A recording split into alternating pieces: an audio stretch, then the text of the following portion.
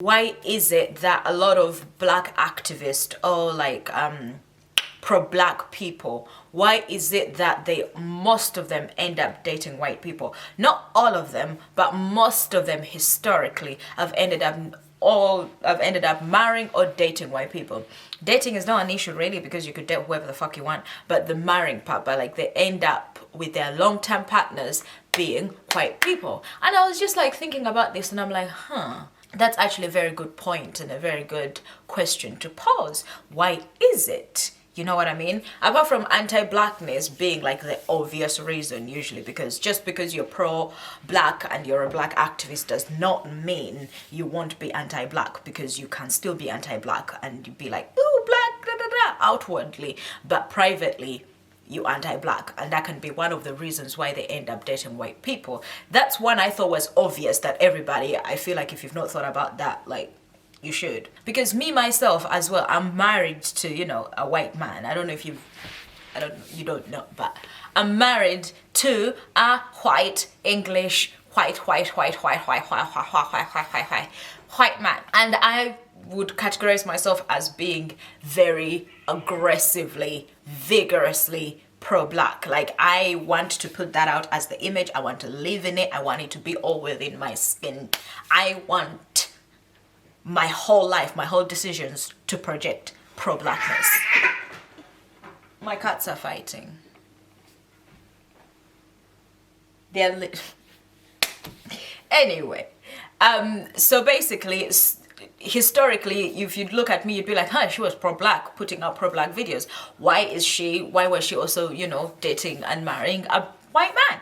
And I was looking like, oh my god, I fall into that stereotype. Why is that? And I had to look at it from my own perspective as well, because I don't feel or believe that I'm anti-black at all. I don't. But why is it that I'm falling into that stereotype as well? Leave the fact that I'm living in the UK and it's literally majority white country. That in itself is not part of the reason, because if you want, you could purposefully go out of your way to date just black men or black women or black non-binary people. You can go out of your way to just do that on purpose, and that's just part of your pro-blackness. But in my instance, when we started dating, bless me, I wasn't anti-black or pro-black or anything like this. I was just floating through the world. If you say something that offends me, I was just gonna be like, hey, you offend me, and I'll stand up for myself. How was it called? When we started dating, how old was I? I was 18. I was literally 18, and I grew up in Africa where everybody is like black African like me. Moving to this country, I thought it was not that bizarre to have white people everywhere, because I thought it was your country, you're gonna have white people everywhere. Even the fact that there was not a lot of representation of black people on TV, I used to not find that odd, because I used to think, you know, it's a white country. I did not understand really deeply the colonization of like this country, in spite of it having a majority white people. Because of colonization, a lot of people have had to come to this country and settle and make it their home, because literally the UK invited people here. And so apart from other reasons, you know, people come, refugees. There's reasons why people of different race and ethnicities are going to be immigrating to the UK. And there's reasons why they should be presented on TV and given more representation. I understand that now, but at the time I was seeing it from the perspective of just being a Ugandan African child who is like, you know, in Uganda I don't expect white people on TV. I don't expect a bunch of, you know, Chinese people on TV. I don't expect Korean people on TV. I just don't. I expect black people. So when you go to another country, I expected the same thing. Not understanding the social context of especially London. Like, if a country goes out of its way to colonize a bunch of people, you're going to expect those people to come and migrate to your country, because you're fucking up their country. You are. You're stealing the able-bodied people. You're stealing the minerals, the resource, taking them to your country. So they're gonna come where you took them, because those were their resources. I get that now. And as a result, they have a long history in this country and they deserve to be represented. Same with America, it goes the same way. That I get now. But previously I was operating from that perspective.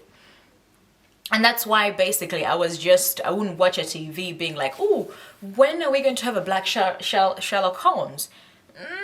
I just wasn't thinking about things like this, because I'm like, white people, Sherlock Holmes, da da da da. That was my perspective. Now I know that is super duper wrong. Representation literally matters, you know? So when we started dating, I wasn't like thinking like, ooh, purposefully date black people, because that makes you actually purposefully being pro-black. And I'm not saying just date only black people, because I'm not one to speak. I'm literally married. My husband is white. But I get as an action to be pro-black is to go out of your way to date mainly black people. I get that now. And that would have solved that issue. But so if mainly, maybe because when people started dating, they were not in their activist era. And then once they are, now they're like, oh, well, I'm in love with this person. I cannot just be like, well, I'm pro-black now, let's break up. That just feels a bit disposal of people. And that's not very pro anything. And that's my perspective. I'm not saying that's everyone's perspective. Because some of these people, like some activists, they're literally cheating on their partners with white people, especially white women. So it's not because they did not know. They just purposefully doing this shit. Yeah. Thinking about that, so the more we've been together, basically, both of us, we're basically the same age, we've been learning more about what it means to be pro-black, what it means to, you know, live in a world literally ruled and doomed by white supremacy.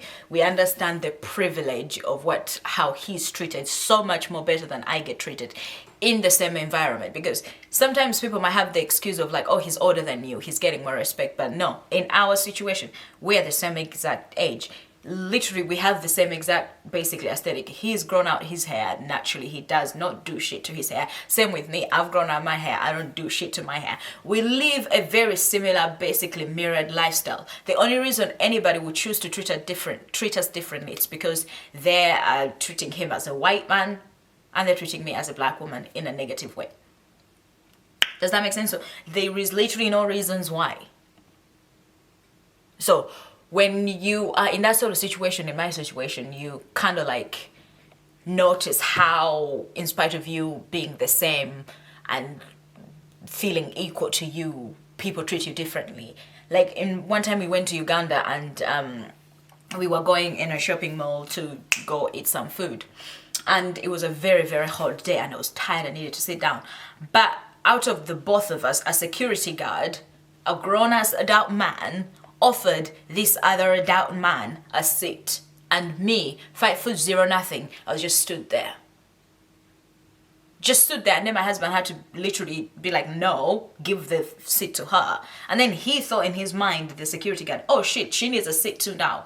And then had to bring me a seat. It's because when you are a black woman, most of the time, they assume you're the help, especially if you're with a white man next to you. So they would not think if you're the help, you're gonna need a seat. They assume he is the power structure in the situation. So he gets treated more favorably in contrast to you. So yes, and did he apologize? No, he didn't apologize. He just like, oh yeah, you want a seat too, and just kind of made jokes of it. And it's situations like this where you can clearly see they are treated like so much better by not only white people, they're treated so much better by all races of people. Like, doesn't matter who, people automatically treat them better to a point where you can at some point become invisible. But I feel like if you are in a relationship with another black person, you're more likely to gaslight yourself. You're more likely to not see that people are being dickheads because you're being treated literally the same.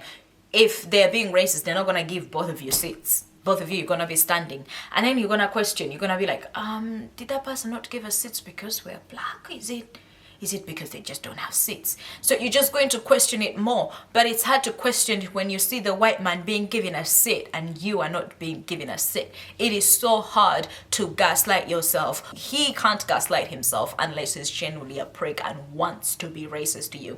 Do you know what I'm trying to say? I don't know if I'm even making any sense, because you gaslight yourself.